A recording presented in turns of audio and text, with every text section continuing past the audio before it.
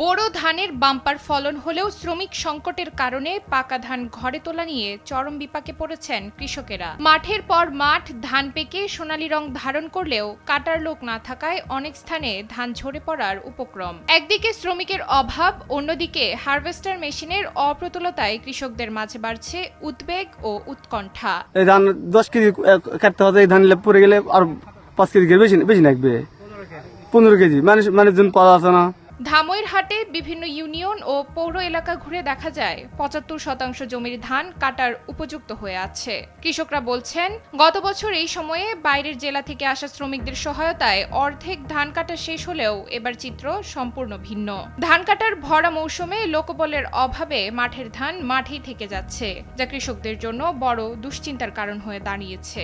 কৃষি পণ্য, ধান, শসা এই ধরনের কিছু রবি শস্য যাই আবাদ করি, এর মধ্যে অনেক প্রধান সমস্যা হলো সারের সংকট।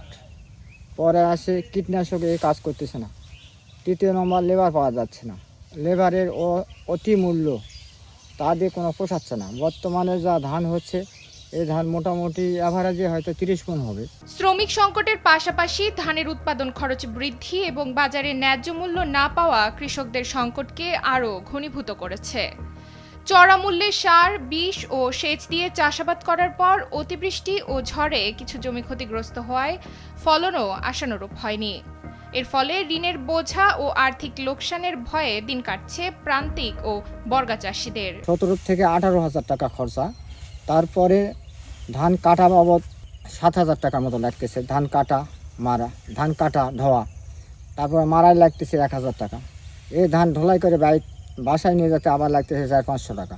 উপজেলা কৃষি অফিসের লক্ষ্যমাত্রা অনুযায়ী এবার 18,855 মেট্রিক টন ধান উৎপাদনের আশা করা হলেও প্রাকৃতিক দুর্যোগের আগেই ধান ঘরে তোলা বড় চ্যালেঞ্জ হয়ে দাঁড়িয়েছে।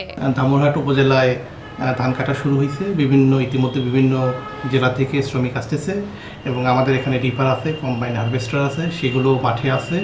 আশা করি যে কৃষক খুব ভালোভাবেই এই মৌসুমে ধান কেটে ঘরে তুলতে পারবে। স্থানীয় কৃষকদের দাবি, দ্রুত শ্রমিক সংকটের সমাধান ও যান্ত্রিক সহায়তা নিশ্চিত করা না গেলে দেশের অন্যতম শস্য ভাণ্ডার হিসেবে পরিচিত এই উপজেলার খাদ্যশস্য জাতীয় অর্থনীতিতে যোগান দেওয়া কঠিন হয়ে পড়বে।